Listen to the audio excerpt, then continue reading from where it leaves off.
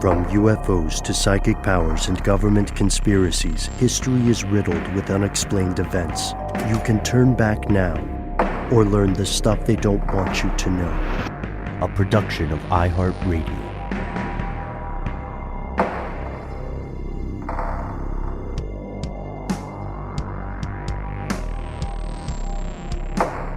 Hello, welcome back to the show. My name is Matt. My name is Noel.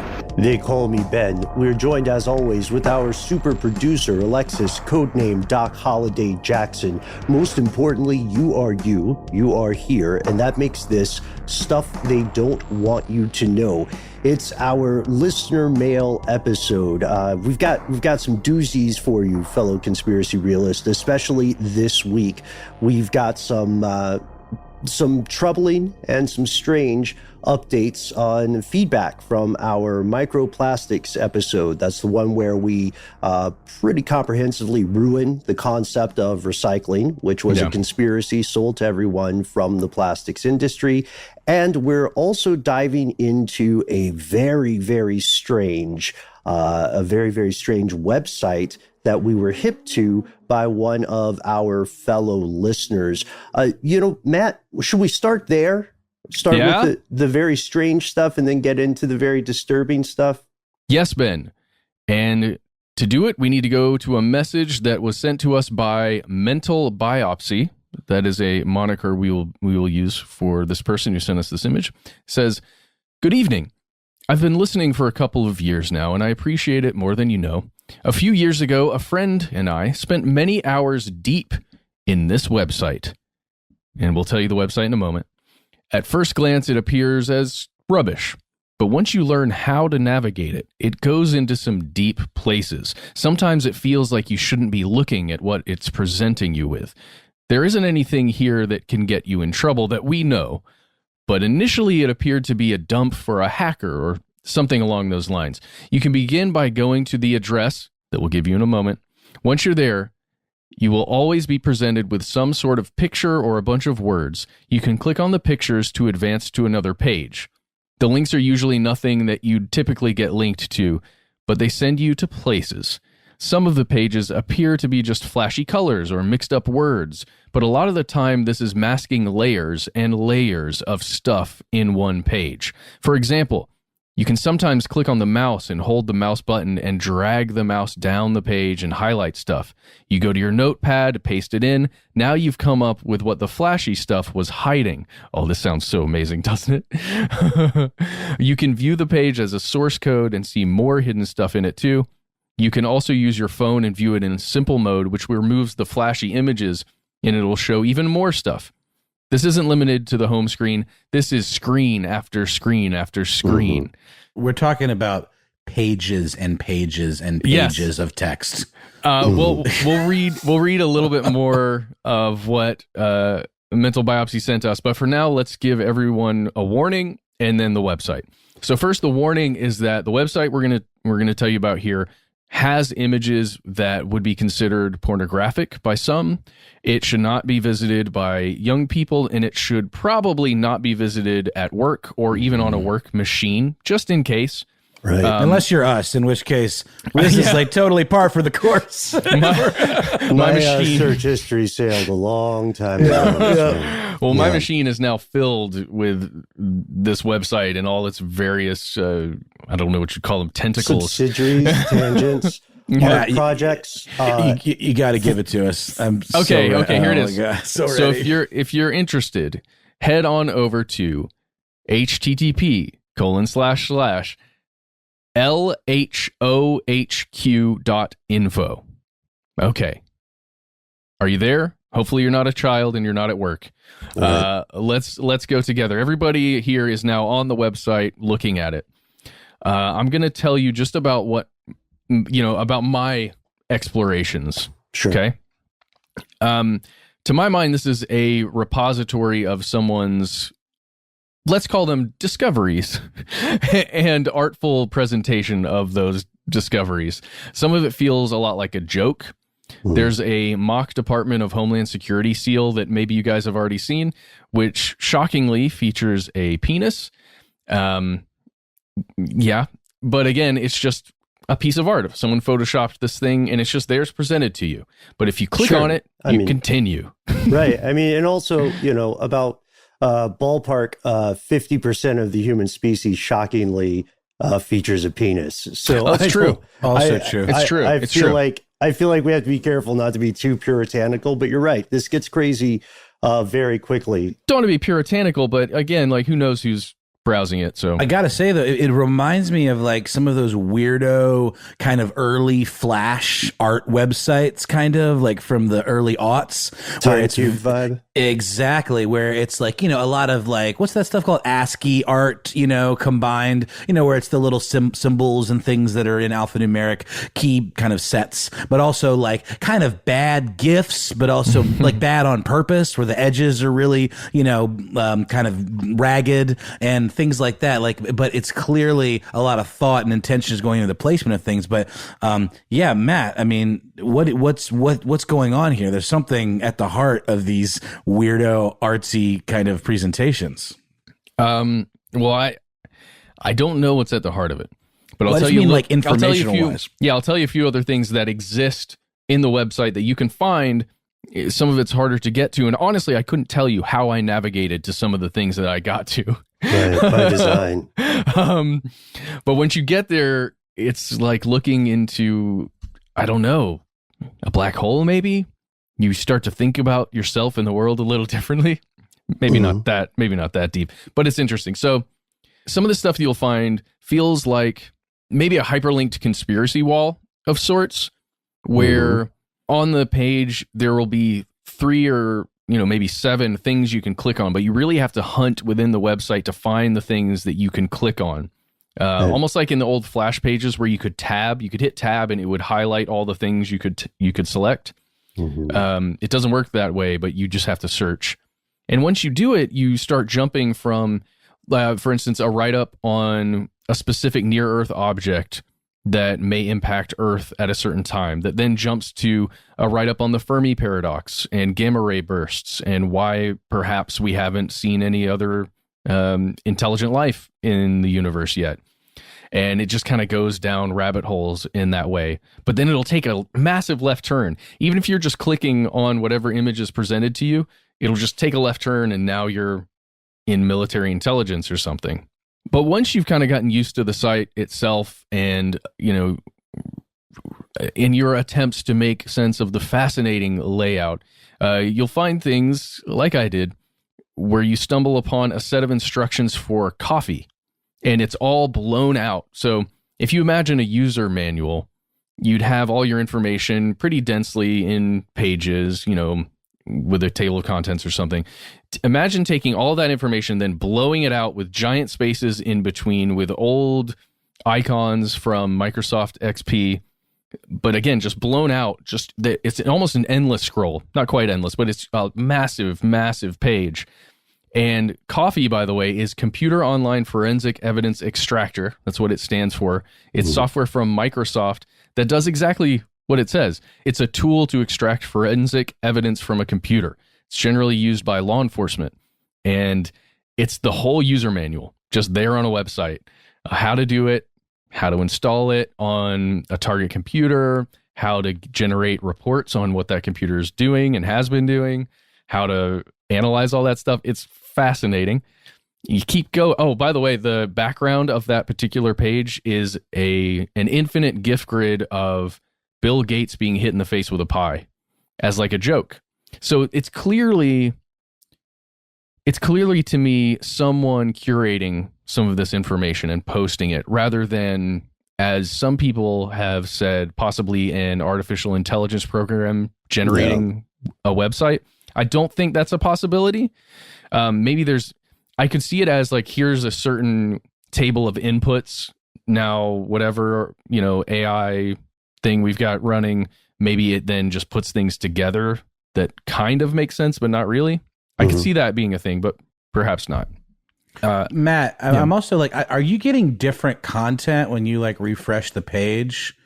Because I'm getting 4 distinct article headings with the same kind of gobbledygook headlines and then some text. And then when you click the link to those articles, I'm getting the same main 4 pages. And what I've been doing is just doing select all and copying, and then it just grabs all of the text that's like sort of like a layer in the background that's obscured through all these flashing colors and GIFs and whatnot. And then when you paste that into like a notepad, it pastes everything. It even pastes some of the like hard coded like images.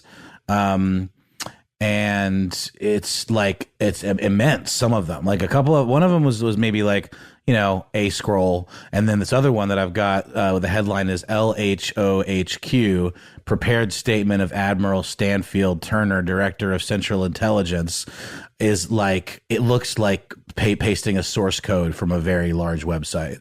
Like it's a lot of text. And then you even have a section that's like about advertising products. Yeah. If you go to products, there's all these video links that are basically just kind of like vaguely political art films. There's this one called The First Time Space Girl on the Farm, and it's 9 minutes, and it starts with a close-up of like a donkey's butthole, basically, with like the tail kind of swishing back and forth, and it gradually pulls out until you see this farm, and then there's lambs, and then there's like these kind of looks to be like migrant workers and like a barn and this idyllic kind of almost ambient atmospheric music. I haven't watched the whole thing yet, but this looks like somebody's crazy art project from like college or like, but with way more actual hidden depth of information. It's really cool find, man. Holy crap. Yeah, anytime you begin a shot with a close up of a donkey's anus and then you pull out, I mean, that's art. I think. Well, but that's why I said it was vaguely political, because it's like, does the donkey represent the Democrats? I don't know. I don't know. I don't know where it's going with its politics. I would say it leans more towards, I don't know, anarchism or, F the system kind of vibe is what I'm getting. Or the Church of the Subgenius. I have a lot of thoughts on this. This mental biopsy. Thank you so much for sending this. I don't want to put my thoughts on this. This was vaguely familiar to me from other weird rabbit holes, because I see a couple of possibilities here. First, I'd like to recommend, if you haven't watched it yet, there is a YouTube channel called Blame It on Jorge. If you guys have seen, that has a pretty comprehensive video on this website. So if we're being conspiratorial, if we're just taking at face value, Noel, as you said, and Matt, as you indicated, I think in your previous statements, clicking on what appears to be the same link will take you to different distinct pages. Additionally, I would recommend, again, if you're not a minor and you're not on a work computer with IT that checks your internet usage, I would recommend viewing Page Source. That will be pretty instructive. You'll see a lot of stuff in the meta that doesn't necessarily show on the screen for a page. Blame It on Jorge's ultimate conclusion is that this is an example of what's called modern Dadaism, because LHOHQ is very similar to LHOOQ. It's even quoted somewhere on the website.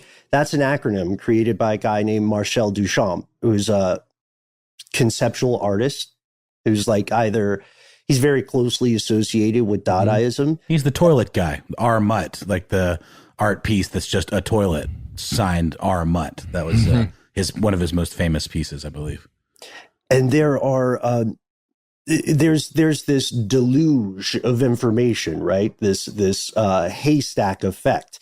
Everything from what you said, Matt, to some science and speculation, to philosophy, to really ostensibly disturbing stuff about, say, fascism and Walt Disney, or, for instance, child abuse. And what a lot of people have argued in the past is that this is an ARG, some sort of augmented reality game. That's something that people asked us about Cicada, right? What was it? 3301? Do you guys remember that? Yeah, Cicada 3301, sure. I mean, yeah, that's possible. I like some of those ideas, Ben, and I haven't done a ton of research into what other folks have been saying about it. I've really just let myself kind of experience it and go down the rabbit hole with it. I could see it being a lot of those things, but the website always seems to show you something that doesn't fit any of the scenarios that have been put forth. Because for me, there's an agenda to it, and maybe the things that I'm about to say are throwing people off the scent of what it really is, or it's just an extra thing that exists there, or maybe somebody else applied it within the website by some surreptitious means. But I let me just tell you a couple other things that I found. Sure. One page is an entire operating manual for the Richmond Police Department's mobile command center. And that's information that a police department in Richmond, I'm assuming Richmond, Virginia, uses to operate within the field, essentially, in their city when they need to have, an HQ, essentially, when there's something big occurring. And it could be dangerous having that information out there. I mean, maybe that's something that exists in other places where you could just download if you live in Richmond, or if you live in Virginia, or maybe if you just exist and have an internet connection. But it feels very strange to see it all written out there on this weird website. I don't know. That kind of thing gives me pause. Like, why would that be there? Right. And the other last thing that I'll say about it is that on one page, and I'm not going to say what the actual, I'm going to make people find it. I'm not going to say what the actual URL is. It's within the website somewhere. And if you stumble upon it, you stumble upon it. But it looks to be instant checkmate pages. This is a piece of software that you can use. It is used by my team quite frequently when we are looking for interview subjects and trying to track people down to talk to about, let's say, a true crime story or something, and you need to get somebody's email or their phone number or know where they're located. It's used by journalists, mostly investigative journalists and private investigators and law enforcement, this kind of thing. Those are the people that use this. There are several images of results from Instant Checkmate of very powerful people. So this is a paid for service that you have to pay to actually use it and search for people. And you have to pay extra to get certain levels of information. Whoever created these images has been paying for it and got a lot of people like Steven Feinberg, Daniel Kowalski or Dan Kowalski, David Malpass, and even Peter Navarro, even the sitting president. It has personal contact information, like all that you could ever want on these people. I have not independently verified whether any of this information is correct or up to date or accurate in any way, but some of it appears to be. Some of the addresses are accurate for sure. So it is a really freaky thing to just see all of that. It feels like something you shouldn't be looking at, and I'm kind of scared that it's on my computer now. Right. Maybe you would be too, but I don't know. I don't know how you'd feel about it. Or that it might look back at you, right? Like, is there some kind of ping? This may seem a bit paranoid, but is there some kind of ping sent that enrolls or enlists some sort of search set on your own information? I just hit you guys in our chat. This is something I found about, yesterday sometime. Someone posted a map, a visual site map that gives you a little bit of insight into the labyrinth here. And it is a labyrinth of sources. So, oh my gosh. What you'll see when you pull it up is something that each endpoint of the domain, meaning each thing you can click toward from the homepage, is represented by a dot of a different color. And being partially colorblind, I know some of it, but I don't know what it means. And if we describe it, it looks like there is a massive sort of circle or almost a torus around one link. And then there's some other things that link to things like you'll see how linking on something about a guy named Bill Howard Tannen will lead to something about Android Scientologists, which will lead to something about Governor Android governs androids. And this map, which you can find, visual site mapper, this map just shows us, they have stuff about transcranial magnetic simulation. Yeah. One of my old hobby horses. This stuff shows you how they're linked in the titles of these endpoints, but content-wise, you'll see, again, to the point I think you guys earlier made, content-wise, you'll see that what's on the page or what's in the page source doesn't always match what the page is called. Right. Yeah. And also, like, some of this stuff does appear to be, copy pasta kind of, I guess, from official documents, like that are clearly reports and internal, things like that manual for the, police equipment. But some of it is also just complete non sequitur weirdness. Like there's one I just found from the sitemap that I couldn't even find through the actual front page, that the heading is devil worshipping pedophiles. Then the text is erections because Microsoft, about for pornographic, with from for, to because one Microsoft, from newspapers, one Wall Street Journal, with homosexual, and another Washington, D.C. on the one with.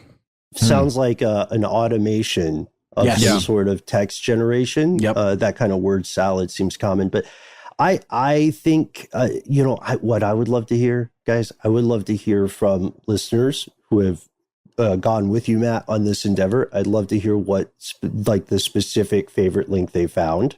Yeah. I think that would be worthwhile. And then what it means. I don't think it's a cult. It feels very, very Church of the Subgenius to me. Yeah. As far as Marshall McLuhan, The Medium is the Massage, if you've ever read that book, or that kind of commentary on how we encounter information. So let us know. And if you can tell by my face, there is some flashing stuff happening on the website. And with that, we're going to head to a commercial. But thanks again for sending us down this rabbit hole. We look forward to hearing your thoughts.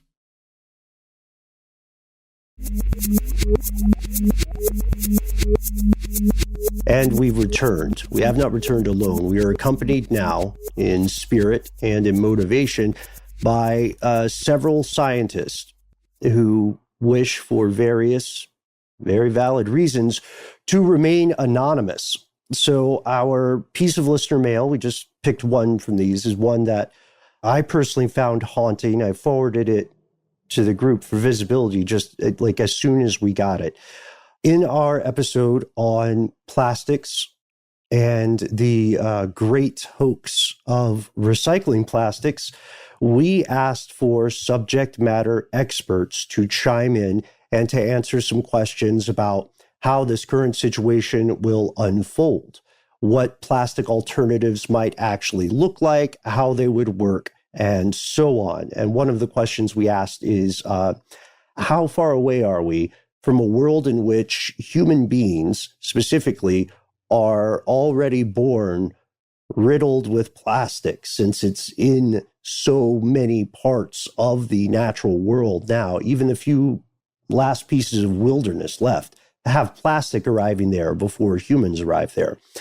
So this particular scientist, who, like the rest of those who wrote in, wants to remain anonymous, has first asked us to paraphrase their letter because due to the specifics of their work, they can't disclose very much personal information.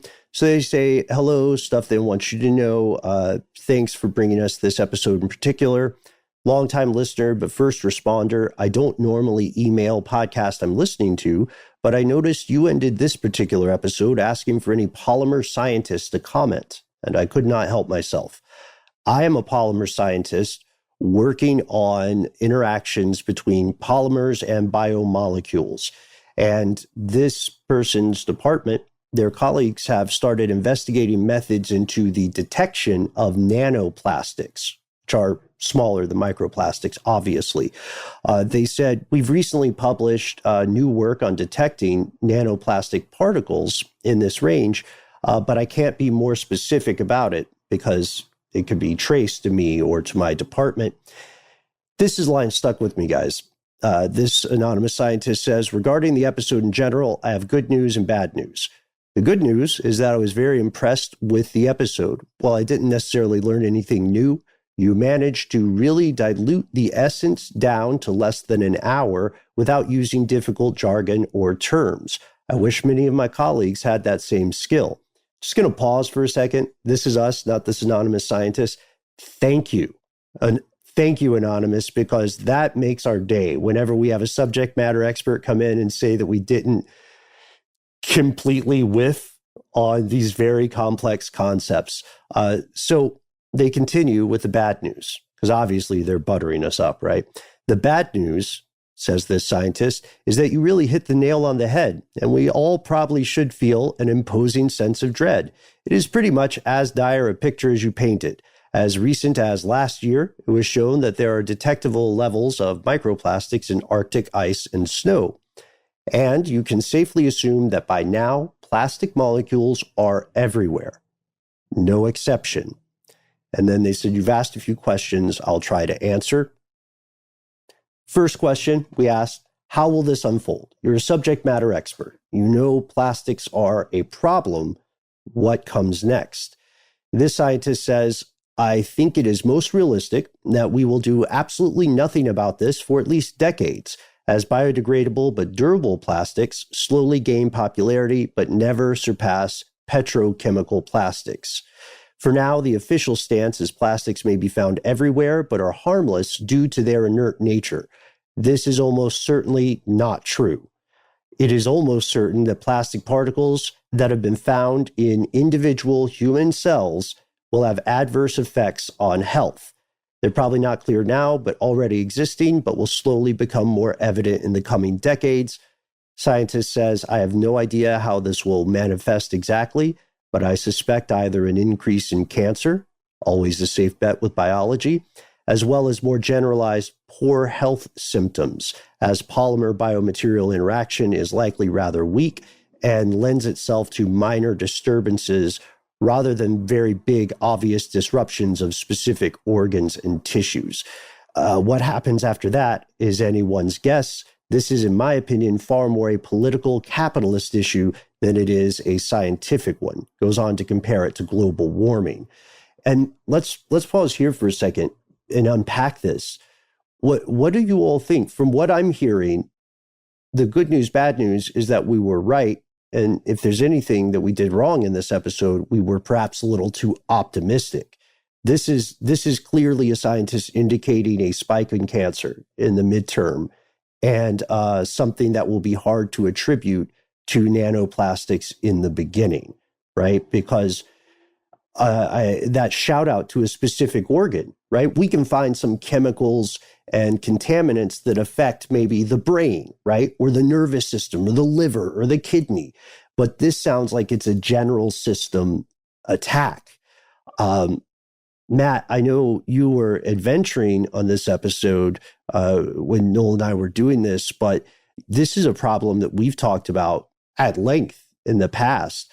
Do you all think this person is being too dire, or do you think they're being alarmist? Or, I mean, what's your initial reaction to that? They're saying plastic will essentially cause cancer in massive amounts in like 20, 30 years.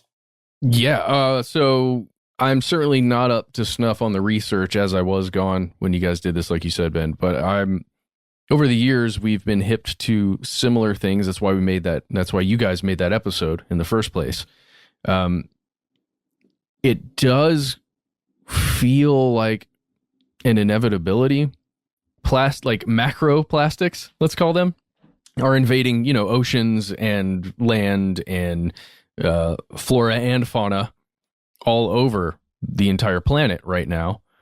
We talked about other chemicals that, humans have found to be very useful for first, on almost always, military purposes, and then for some other purpose. I'm thinking of Teflon, things like that. The plastics feels like the same kind of problem. This is my question to you guys, and I guess not to our scientist friend as they have these answers, I'm sure, and it would be old hat. But nanoplastics, how are they generated? And I apologize for not knowing that and not listening to the episode. But are they generated through the process of recycling and other breaking down of plastic, or is it in the manufacturing or in some other way? So nanoplastics can be manufactured. Well, not manufactured. They can be created accidentally in the wild through the breakdown of plastics. Right? Exactly. Through the breakdown of plastics. Okay. Cool. So we're talking about all the plastic that we know is everywhere on the planet, and it's just breaking down, getting this stuff into water sources, then finding its way, I'm assuming into the air and then coming down to other places, and then we're all just consuming it. Yeah, I mean, there was a moment in the episode where we I forget the exact figure, but it would be very common for you to go outside and be breathing in these particles pretty regularly to some degree. There would be some part of the air, oxygen you are consuming that has residue of these particles or some amount of these particles. Certainly not an amount that would affect you quickly. It would be a slow process, like feeding a rat saccharin, and giving it cancer over a period of time. Or rather, I guess they fed the rats lots of saccharin to give them cancer quickly, but saccharin maybe only gives us cancer over the course of eating sweet and low for an entire lifetime, theoretically. It's really fascinating. I've got a question for you, Matt. We did an episode just this last recording where we did the strange news episode where you talked about this chitinous building material that would be used in space. It sounds like a really versatile material. How is that not being discussed as a replacement for plastics, since it's obviously biodegradable, since it's made of mainly organic material and seems like it's got a lot of potential, but certainly had never heard of that outside of this Wired article that seemed very pie in the sky about how this is the future of manufacturing on space. But the discussion of it being something we would use here on Earth was barely a footnote.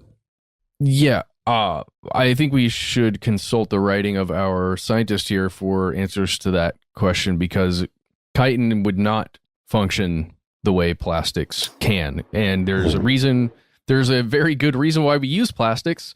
And again, our scientist has some of that info. Yeah.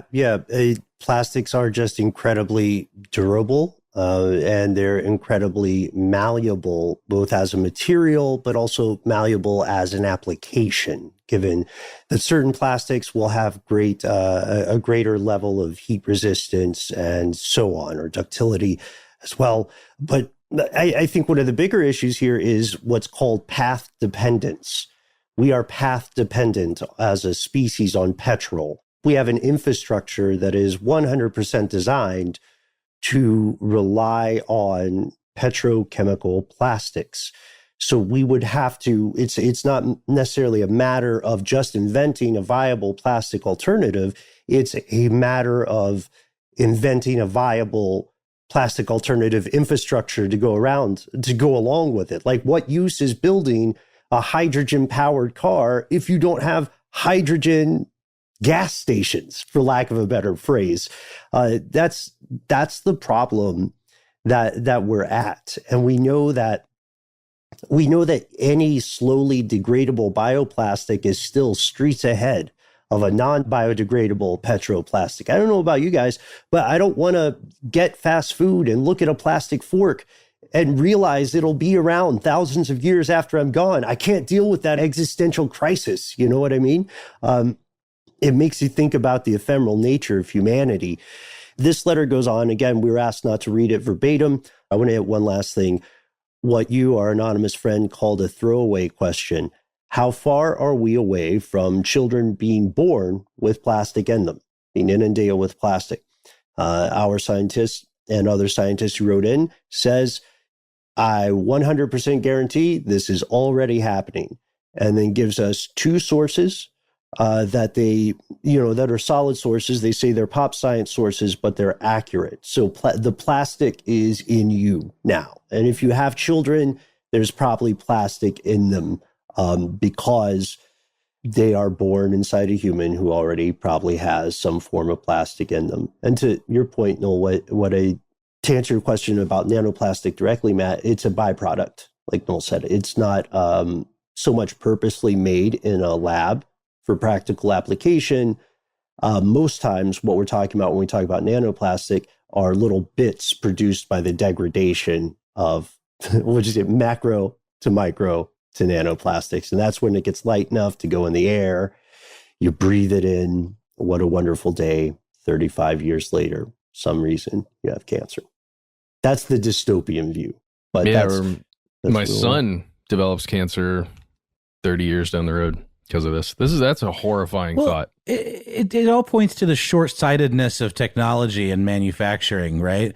Like, only now are we kind of discussing that maybe cell phones possibly maybe give you cancer or contribute to it. But it's not like we're slowing down. That, like you would say, Ben, that badger's already out of the bag. And same with plastics. I mean, even in the episode, we talked about how it was pretty clear very quickly that this was going to be a problem, but the convenience and the money to be made outweighed worrying about the ultimate outcome for the future. And that's just a trend we see, especially in the United States, you know, in terms of just like putting the moment ahead of like the big picture and how things will affect, you know, everyone down the line, not just, you know, those in a position to profit.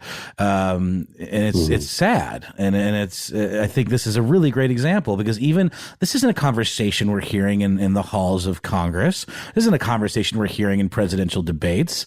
How do we deal with the plastic problem? But it's a problem. There's no question about it. Yeah.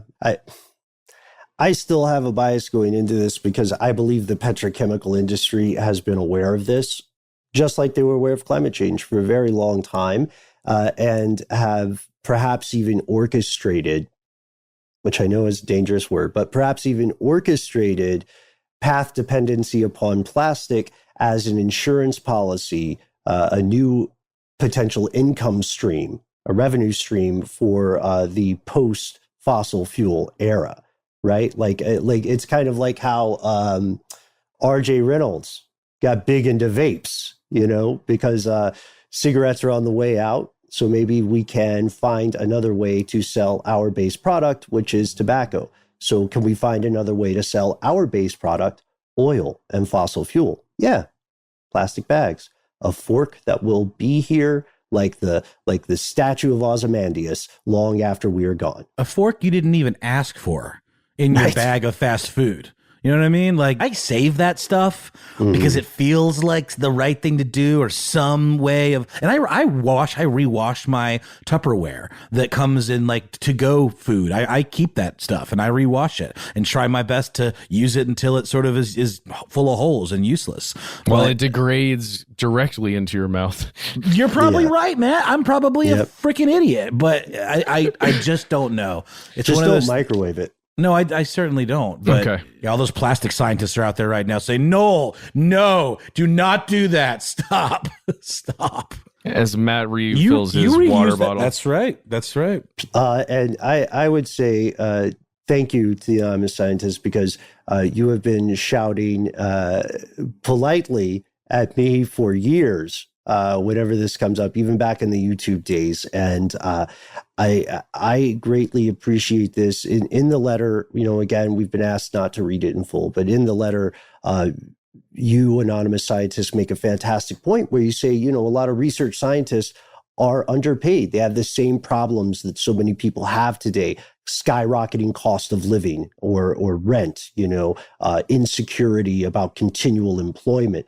Speaking out can have repercussions. It sounds like a conspiracy theory, but the apparatus of academia can and will, you know, exert influence on divergent opinions or unpleasant truths. So keep fighting the good fight. Write to us. Let us know. I've got a couple of contacts for people who have had personal experience trying to go completely plastic free, and I'm gonna be hopping on to talk with them at length. And Matt and Noel, I'd love to either get you guys on there with me or to update you afterwards, because it's just, if you try going just a month without getting new plastic, forget not ever using plastic. That's really tough now. But if you tried going a month just not getting any plastic from the grocery store, from a restaurant, from, the auto mechanic, whatever, then it's a very daunting thing. And it's a great illustration of just how far down this road we as a civilization have gone.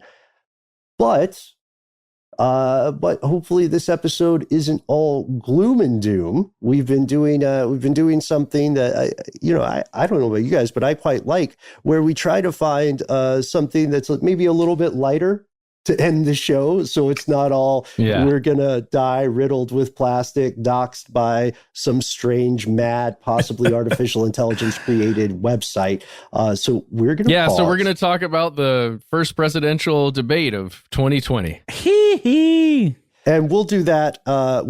During a break, so that you don't have to hear three more dudes' hot takes. And after that break, we'll be back with another strange, hopefully not as terrifying story about plastics.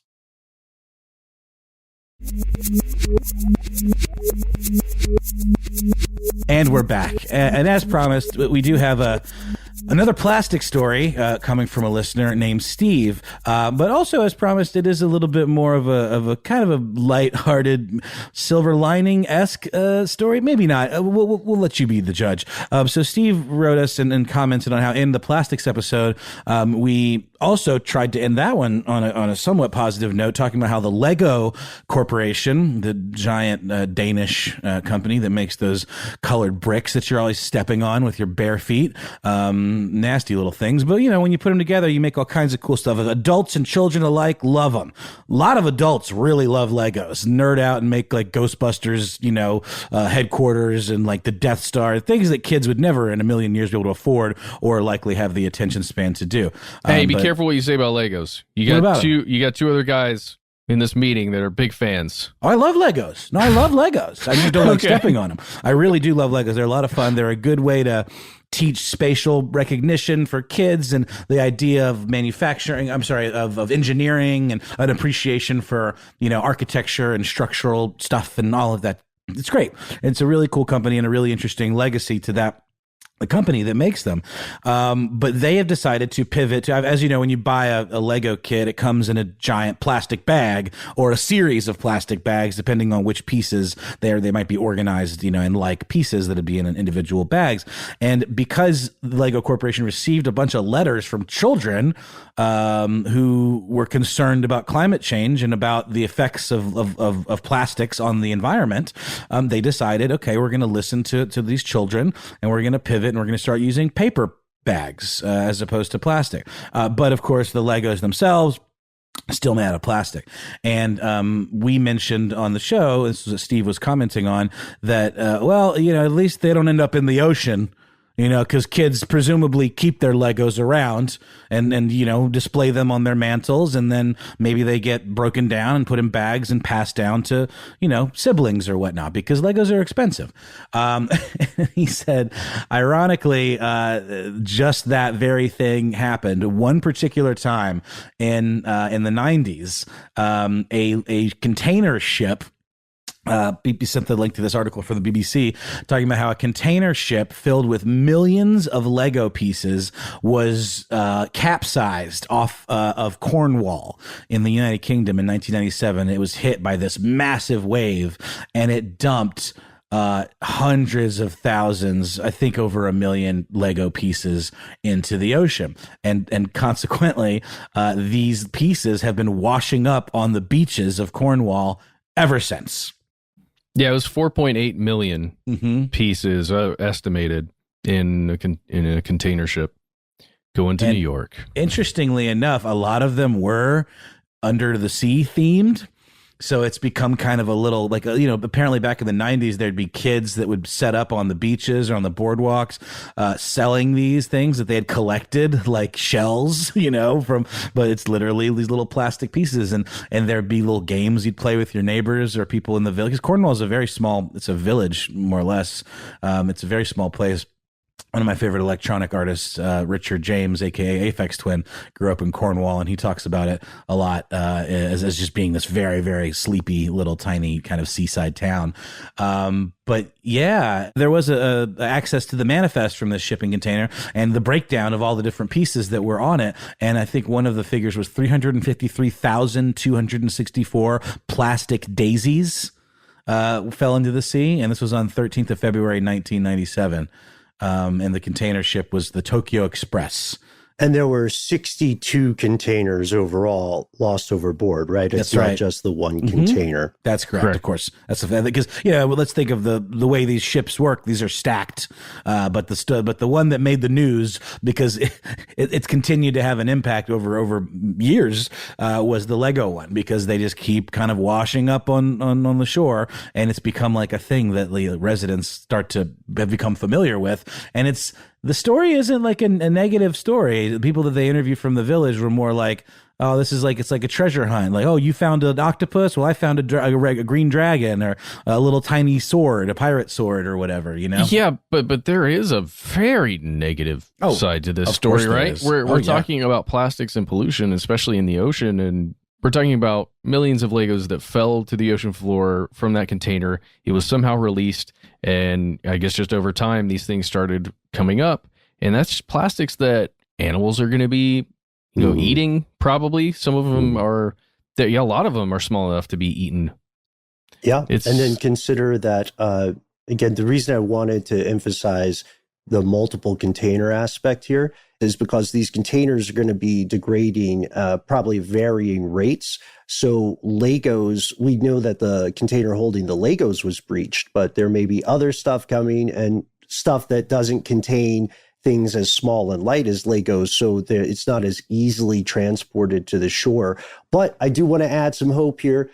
One thing that is inspiring about this is the community's reaction. As I think you're getting at there, Noel, there's a Facebook page called Lego Lost at Sea, organized by a resident called Tracy Williams. And this is entirely a community of people who have gamified collecting these Legos. So they've gamified cleaning up at least the shoreline. And, you want to collect your daisies. What else we got? We got the flippers, the pirate swords, the harpoons. As you said, Noel, it's oddly enough pretty nautical themed. It's a pretty wide swath of stuff. So there's a great breakdown on this BBC article that goes into even the specific numbers. There's spear guns, presumably belonging to a tiny Lego deep sea diver, 13,000 of those. The black octopus, one of the rarest items in this haul, because there were only 4,200 of them. So like we were saying, this has definitely become like this gamified thing where people will find these. It's almost like finding a rare Pokemon or something like that. Yellow life preservers, we got 26,600 of those. Little tiny flippers in pairs, black, blue, and red. 418,000 of those. The green and the black dragons also among the rarer items, 33,941. A brown ship rigging net, 26,400 of those. We mentioned the nearly 500,000 daisies in pairs of 4, white, red, and yellow. Scuba devices, scuba breathing apparatuses, about 100,000 of those. And that's it. Total of 4,756,940 Lego pieces that were in this single container. And the estimate is that 3,178,807 might have been light enough to have floated. And let's also mention, too, the great voyage that these little guys have made. We're talking about 62,000 miles that some of these pieces might have drifted. And this article on BBC mentions that it's 24,000 miles around the equator, meaning that they could potentially end up on any beach on Earth. Mm-hmm. Yeah, because they're all interlinked. This reminds me of the fantastic story of the rubber ducks, which are sometimes called the friendly floatees. You've heard of this, perhaps. I know you've heard of it, Matt. A guy named Curtis Ebbesmeyer is an oceanographer who studies ocean currents based on the directions that flotsam, floating sea debris, takes. And he was able to use rubber ducks. Now, before you think I'm painting this wonderful guy as a villain, I want you to know he didn't throw all these ducks in the ocean. On January 10th, 1992, 12 40-foot intermodal containers. Those are those shipping containers we're talking about. That's what you see on a train sometimes if you live near train tracks. Or a semi-trailer.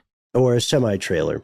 12 of these 40-foot containers were washed overboard. One of them held almost 29,000 children's bath toys. So yellow ducks, blue turtles, green frogs, red beavers. And these things float because if you're a rubber duck, to you, the ocean is just a really big bathtub.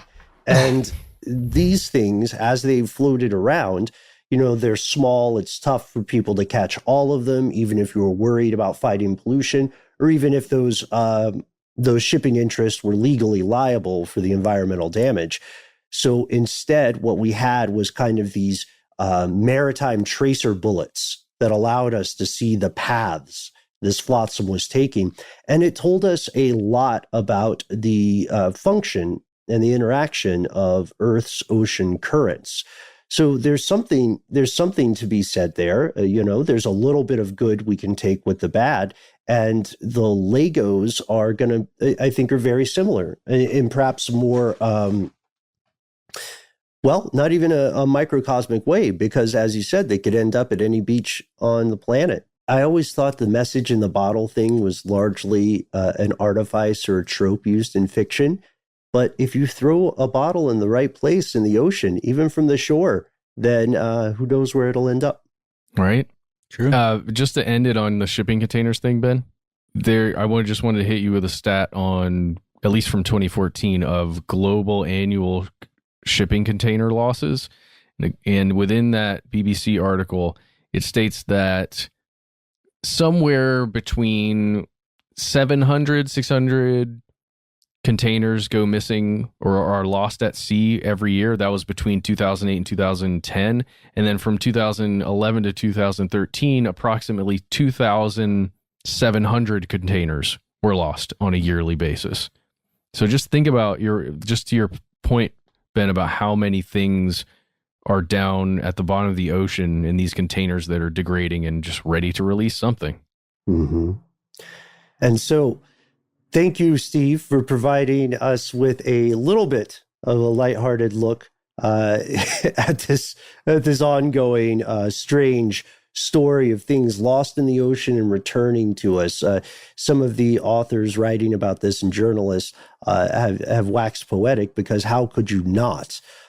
Thank you also to our anonymous scientists who have written in to give us a behind-the-scenes look at the growing threat of nanoplastics.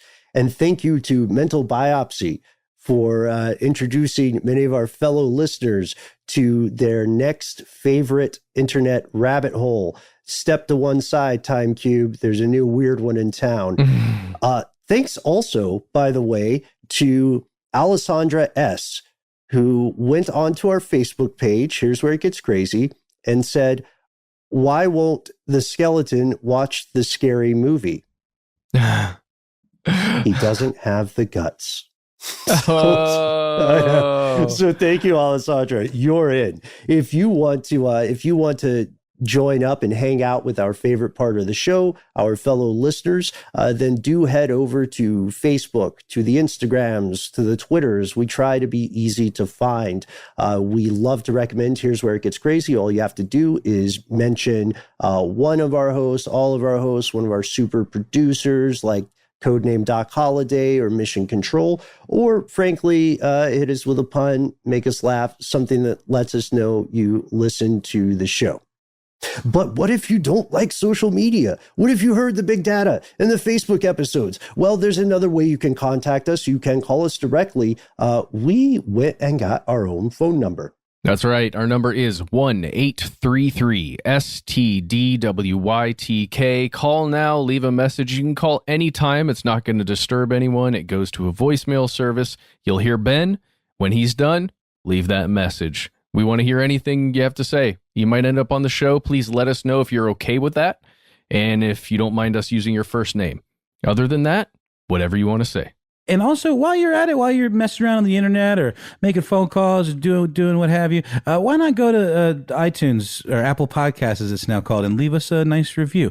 It helps people target in on cool episodes they might be into or just discover the show. It really does kind of boost that algorithm a little bit. And especially now that we're kind of in a new way of doing things here, stuff they don't want you to know, we'd love to hear your feedback, especially if it's good. Mainly if it's good. Well, yeah, and don't forget to head on over to youtube.com/conspiracy stuff. Make sure you're subscribed. Check us out there. We're doing this on camera right now if you're just listening to it, and you may see part of this on our YouTube channel if you wish to see our faces. And we hope you do. But if you don't want to do that, you can always contact us the good old-fashioned way. We are conspiracy@iHeartRadio.com.